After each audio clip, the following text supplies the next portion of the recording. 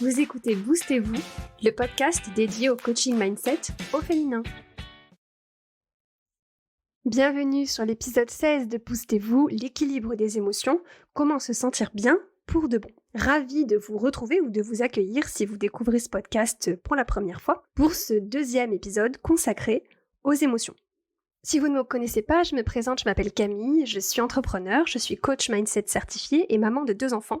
Ma mission, c'est d'aider les femmes à reprendre le pouvoir, à reprendre le contrôle sur leur vie. Mon objectif est que chaque femme, chacune à notre échelle, on puisse se construire une vie dans laquelle on se sent bien, une vie qui nous ressemble, loin de tous les « il faut », de tous les « je dois » ou « je devrais » qu'on nous impose la société ou qu'on s'impose parfois à nous-mêmes aussi. Et je suis persuadée que chacune, on mérite de pouvoir vivre une vie qu'on adore. Et pour ça, l'investissement le plus important que nous devons faire, c'est notre développement personnel, c'est notre mindset. Et en tant que coach, je suis là justement pour vous partager des conseils, des outils simples, concrets, adaptés à nos vies de femmes actives pour comprendre ce qui se passe dans nos cerveaux. Mon rôle, c'est de vous aider à développer votre mindset, à comprendre vos schémas de pensée, vos croyances limitantes, vos émotions, vos comportements, comment tout ça s'imbrique et s'influence pour que vous puissiez vous créer une vie sur mesure, bien au-delà de ce que vous pensez possible aujourd'hui. On attaque donc aujourd'hui notre deuxième épisode sur les émotions. On va parler principalement de l'équilibre des émotions aujourd'hui. Donc pour vous faire un résumé rapide de ce qu'on a vu dans l'épisode précédent, même si je vous invite à écouter l'épisode, vous aurez beaucoup plus d'infos plus détaillées sur les thématiques, les concepts qu'on a vus la dernière fois. Donc pour vous résumer, tous les faits, toutes les circonstances qui nous arrivent, qu'on a autour de nous, on les analyse à travers le filtre de notre système de croyances. Cette analyse déclenche des pensées, c'est instantané, on n'a pas forcément conscience du processus. Ce système de croyances déclenche des pensées, ce sont toutes les phrases qu'on a dans nos têtes. Ces pensées déclenchent des émotions. La majorité de nos émotions humaines sont des émotions cognitives. Et nos émotions sont le carburant de nos actions. Et enfin, nos actions créent les résultats qu'on obtient dans nos vies. Les émotions, toutes les émotions, font partie de notre expérience humaine. En tant qu'être humain, on va expérimenter un contraste d'émotions, des émotions agréables, des émotions désagréables, et c'est justement ce contraste qui rend les émotions possibles. Sans les émotions inconfortables, on ne se rendrait pas compte, on ne serait pas capable d'identifier les émotions qu'on qualifie de positives, c'est-à-dire d'agréables. Comme on l'a vu la dernière fois, je préfère éviter de labelliser les émotions comme positives ou négatives. Personnellement, je préfère parler d'agréable ou désagréable ou de confortable, inconfortable, parce que les mots ont leur importance. Et si on parle d'émotions négatives, naturellement, on va avoir tendance à redouter cette émotion et à vouloir l'éviter, voire l'éviter à tout prix. Et à l'inverse, on va rechercher les émotions qu'on qualifie de positives. Donc je préfère parler d'émotions agréables ou désagréables. Je trouve que cette formulation est moins chargée émotionnellement, moins anxiogène. Pourtant, pour la plupart d'entre nous, on est persuadé que notre vie devrait être meilleure qu'elle ne l'est, du moins d'un point de vue émotionnel. Qu'on devrait être plus heureuse, jamais stressée, jamais anxieuse, et qu'on devrait jamais ressentir de peine, de colère, de frustration, de peur, etc. On est convaincu qu'on devrait trouver des solutions pour éliminer le négatif de nos vies, de la vie de nos proches, et même du monde de façon générale. Et on se rend pas compte que c'est cette croyance qu'un monde sans émotions inconfortables est possible et souhaitable, qui finalement nous crée beaucoup de souffrance émotionnelle. Parce que quand on regarde l'histoire de l'humanité, c'est fréquent qu'on utilise la violence, la haine, le jugement, dans le but d'éliminer la violence, la haine ou le jugement.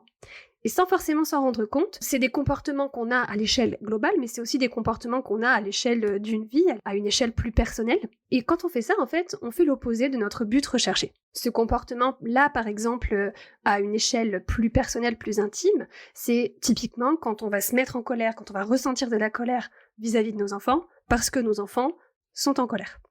Je sais pas si vous voyez un peu le truc, la colère amène la colère. Ok, donc imaginez maintenant que vous acceptiez que votre vie émotionnelle soit faite de contrastes, qu'elle soit censée être un équilibre entre l'agréable et le désagréable, entre le confortable et l'inconfortable. Une fois qu'on accepte ce concept, on arrive à avoir une expérience émotionnelle où on ressent beaucoup moins de négativité vis-à-vis de nos émotions négatives, entre guillemets, ou inconfortables. Par exemple, si on n'avait plus peur de la peur, il y aurait moins de peur. On enlèverait en fait la deuxième couche émotionnelle inutile. Si on prend l'exemple de la peur, en fait, il faut faire la différence entre une peur réelle. Par exemple, je suis dans la rue, il y a un type chelou qui me suit. Je perçois une menace réelle, je suis potentiellement en danger physique. Donc, fuir, se mettre en sécurité, c'est probablement le meilleur comportement à adopter. Et donc, dans ce cas-là, ma peur, elle a quelque chose d'utile, puisqu'elle me maintient en vie. Et cette peur réelle, il faut apprendre à la distinguer de la peur fictive. Par exemple, c'est toutes les fois où on a peur parce qu'on va faire quelque chose de nouveau, on va se lancer dans un nouveau projet, on va par exemple avoir une conversation difficile avec quelqu'un au travail ou à la maison, on va prendre la parole en public, et toutes ces choses-là, parfois on ne les fait pas parce qu'on a peur de la peur. On a peur de l'inconfort qu'on risque de ressentir. Notre cerveau le perçoit comme une menace pour notre sécurité. En fait, le cerveau, il fait pas la différence entre le type chelou dans la rue ou le fait de prendre la parole en public ou d'avoir une conversation avec son mari. Au niveau biologique, c'est le même message, c'est la même réponse chimique au niveau des neurotransmetteurs dans notre cerveau. Donc, il faut apprendre à se rassurer, prendre conscience qu'on n'est pas en danger physiquement, que la menace qu'on perçoit, elle n'est pas réelle, et que c'est ok d'avoir peur quand on fait quelque chose de challengeant, quand on fait quelque chose de nouveau, mais qu'on est capable de gérer notre peur, qu'on va survivre à cette émotion, que c'est juste une vibration dans notre corps et que donc il n'y a pas de raison d'avoir peur de la peur. Et quand on n'a plus peur de la peur, on se rend compte que cette émotion, c'est pas notre ennemi. Notre ennemi, c'est le fait d'attendre de ne plus ressentir de peur. Parce que quand on consacre trop de temps à essayer de surmonter la peur, à essayer de vaincre la peur, à essayer d'attendre qu'elle passe, le résultat de ça, c'est que ça nous maintient dans l'immobilisme. Et donc ça nous empêche d'avancer dans l'atteinte de nos objectifs, de nos projets et de la construction de la vie dans laquelle on se sent bien. Quand on comprend l'équilibre émotionnel, notre capacité d'action, notre pouvoir sur nous-mêmes, sur le monde et sur notre capacité à changer le monde autour de nous, en fait tout ça, ça va être décuplé. Et ce concept peut s'appliquer aux grands problèmes de société et aux petits problèmes du quotidien, comme on vient de le voir. Donc on doit se concentrer sur les concepts suivants pour vraiment se sentir bien dans notre vie émotionnelle et comprendre comment ils fonctionnent tous ensemble. Donc le premier concept, c'est que nos émotions sont créées par nos pensées, pratiquement 95% d'entre elles. Je vous invite à aller écouter l'épisode précédent, l'épisode 15, si vous avez envie d'en apprendre plus sur ce concept. C'est nous-mêmes qui créons les pensées qui créent ces émotions. Donc ça, c'est le deuxième point. On crée les pensées qui créent nos émotions. Troisième point, l'expérience humaine, c'est un équilibre d'émotions agréables et désagréables. Quatrième point, on a la capacité de créer consciemment et volontairement nos émotions. On a la capacité de résister à nos émotions. Et à l'inverse, on a aussi la capacité d'autoriser nos émotions, toutes nos émotions, les agréables comme les désagréables. Un autre point que je voulais évoquer avec vous, c'est que le langage, l'évolution de notre langage a augmenté notre besoin de conscience émotionnelle. C'est-à-dire que nos émotions ont évolué en même temps que notre cerveau a évolué. Puisque nos pensées créent nos émotions, et comme notre pensée est devenue plus sophistiquée avec l'évolution du langage, en fait nos émotions aussi. C'est passionnant à condition de bien comprendre et de bien développer notre compréhension de cette notion d'équilibre. Si notre langage et nos schémas de pensée arrivent à nous convaincre qu'on devrait être heureux tout le temps et qu'on doit essayer d'éradiquer les émotions inconfortables, alors on va se perdre dans des boucles de pensée et des stratégies d'évitement émotionnel. Toutes ces stratégies d'évitement émotionnel, c'est ce qu'on appelle en coaching des comportements tampons. Tous ces comportements tampons viennent de notre besoin d'expérimenter le moins de douleur possible et le plus de plaisir possible, ou en tout cas plus de plaisir que d'inconfort. Donc par exemple, ça va être tous les comportements qui font qu'on va scroller sur Instagram, manger du chocolat, procrastiner. Par exemple, aller faire une lessive ou passer un coup d'aspirateur plutôt que de passer ce coup de téléphone ultra important. Moi, j'appelle ça le procrasti cleaning. Il y a aussi le procrasti learning. C'est toutes les fois où on se dit qu'on ferait mieux de consommer tel ou tel article, telle formation, tel livre, tel podcast, plutôt que de passer à l'action vers ce truc qui nous challenge et qui nous fait peur. Quand on accepte que l'inconfort émotionnel, que la douleur émotionnelle même, font en fait partie de notre expérience humaine, que c'est pas un problème, que c'est normal, que c'est ok, alors on va se libérer de ce besoin de ce faux plaisir et de cette recherche constante de plaisir immédiat. Parce qu'avec tous les efforts qu'on met en œuvre pour être heureux tout le temps, en fait ce qu'on fait c'est qu'on évite l'inconfort. Pourtant cet inconfort il est nécessaire pour évoluer et pour avancer vers la réalisation de nos projets, de nos rêves, de nos envies. Et si on acceptait le 50-50 des émotions, c'est-à-dire le contraste de l'agréable et du désagréable, si on arrive à accepter que c'est à ça que ressemble notre expérience émotionnelle humaine normale, alors on a beaucoup moins peur de l'échec, on a beaucoup moins peur de sortir de notre zone de confort et de passer à l'action. Parce qu'on sait que les émotions qu'on risque de ressentir dans le passage à l'action, la peur, le doute, la honte, le jugement, le rejet, l'échec, etc., toutes ces émotions sont normales. Elles font partie de notre expérience et qu'au final, elles sont beaucoup moins désagréables que ce qu'on craignait. C'est juste une vibration dans notre corps, on n'est pas physiquement en danger quand on ressent une émotion, aussi inconfortable et douloureuse qu'elle soit. Un point de vigilance que je voulais aborder avec vous aujourd'hui, et qui me semble ultra important, c'est que souvent on se pose la question de comment faire pour concilier le fait qu'on est responsable de ce qu'on pense, donc de ce qu'on ressent. On reparlera de la responsabilité émotionnelle plus en détail dans le prochain épisode. Donc comment on fait pour accepter cette responsabilité émotionnelle, tout en acceptant le fait que notre vie émotionnelle, c'est du 50-50, du positif et du négatif, donc potentiellement notre expérience émotionnelle sera douloureuse la moitié du temps, à cause de nous, et qu'on en est responsable. 2 étapes pour réussir à concilier tout ça. La première, c'est de prendre conscience de ce concept du 50-50. Alors, on peut débattre sur la proportion, on peut vouloir du 60-40, du 70-30, mais peu importe. L'essentiel de ce concept, c'est pas les maths, c'est d'accepter le contraste comme quelque chose de normal. Deuxième étape, c'est faire le choix délibéré des émotions qu'on a envie de ressentir, les agréables, et aussi et surtout, les désagréables. On a la capacité de choisir nos émotions en choisissant, en supervisant et en manageant nos pensées. On en a parlé dans l'épisode 13 sur l'impact de la qualité de nos pensées sur la qualité de notre vie. Mais ça ne veut pas dire qu'on devrait toujours choisir des émotions agréables, positives, qui nous font nous sentir bien.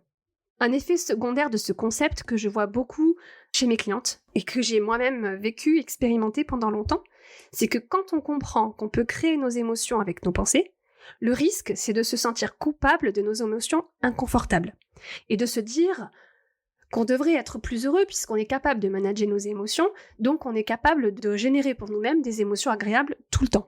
Si j'ai le pouvoir sur mes émotions, ça veut dire que je dois éliminer toutes mes émotions inconfortables. C'est un peu l'idée, c'est un peu le truc. On a ce genre de pensée parce qu'en fait on est convaincu que le bonheur c'est du positif et de l'agréable 100% du temps. Sauf que ça marche pas comme ça, c'est pas le but de la vie d'être dans le bonheur et de la joie 100% du temps. C'est un malentendu, même si c'est un message qui est ultra répandu dans notre société, surtout notre société de consommation, qui nous pousse à consommer pour nous sentir mieux. Le but de la vie, c'est pas d'être bien tout le temps, c'est de vivre pleinement notre expérience humaine en acceptant qu'elle comporte beaucoup de contrastes. Si on n'était pas censé ressentir d'émotions désagréables, on n'en ressentirait pas, tout simplement. Et les émotions, il faut les voir comme des messagères. Notre humanité, c'est d'être capable de recevoir et d'écouter tous les messages, même les plus douloureux. Par exemple, quand on vit un deuil, on n'a pas de raison de le positiver. Même si on sait que la mort fait partie de la vie, on a le droit de ressentir de la peine, de la tristesse, de la colère, peut-être aussi de l'incompréhension. Si on vit un échec, on va prendre une expérience émotionnelle un peu moins douloureuse peut-être, si on vit un échec, on a le droit d'être déçu, on a le droit d'être frustré, même si on sait que l'échec fait partie de la vie, et que ces émotions-là sont facultatives, on a le droit de les ressentir intentionnellement. Et en fait, prendre le pouvoir sur son expérience émotionnelle, c'est accepter quand, selon les circonstances, on a envie de ressentir du négatif. On a envie de ressentir du négatif quand des choses qu'on perçoit comme négatives se produisent. Et on ne veut pas se sentir joyeux et heureux tout le temps et en toutes circonstances. Et donc pour se sentir bien sur le long terme, la clé c'est justement d'accepter que notre état émotionnel, c'est le reflet de ce qui se passe dans nos vies, de ce qui se passe dans le monde, et de la façon dont nous, on interprète ces événements. Une fois qu'on accepte ça, c'est là qu'on va vivre une vie beaucoup plus consciente, beaucoup plus sereine, et qu'on va réussir à faire la paix avec nos émotions. Donc le travail de coaching, il est double, c'est de faire un travail sur nos pensées pour éliminer toutes les émotions désagréables, inutiles, mais c'est aussi faire un travail sur nos émotions pour apprendre à vivre pleinement toutes nos émotions, les positives comme les négatives. Voilà, c'est tout pour ce que je voulais vous partager aujourd'hui sur cet équilibre des émotions. Dans l'épisode de la semaine prochaine, on parlera de la responsabilité émotionnelle, qui est un autre concept ultra important pour enfin se sentir bien avec ses émotions. Je vous souhaite une excellente journée, après-midi, soirée, nuit, en fonction du moment de la journée où vous écoutez cet épisode. Et puis, je vous dis à la semaine prochaine pour un nouvel épisode. Bisous! C'est la fin de cet épisode. Si vous entendez ce message, c'est que vous êtes resté jusqu'au bout et pour ça, je vous remercie du fond du cœur. Si cet épisode vous a plu, plusieurs options pour soutenir le podcast. Vous pouvez laisser un avis 5 étoiles sur Apple Podcast ou sur Spotify. Vous pouvez partager cet épisode, le podcast, autour de vous à toutes les personnes à qui il pourrait être utile. Vous pouvez aussi vous abonner au podcast sur la plateforme d'écoute de votre choix et vous serez notifié des nouveaux épisodes chaque semaine. Vous retrouverez sur le site internet wonderfulmaman.com les notes de l'épisode avec des liens vers les ressources dont je vous ai parlé. Et si ce que vous avez entendu ici vous a plu, rejoignez la newsletter de Boostez-vous. Vous y retrouverez mes meilleures astuces, mes conseils, des coups de boost et plein de contenus exclusifs. On se retrouve pour un nouvel épisode la semaine prochaine. D'ici là, je vous souhaite une belle semaine. Je vous dis à la semaine prochaine. Bisous!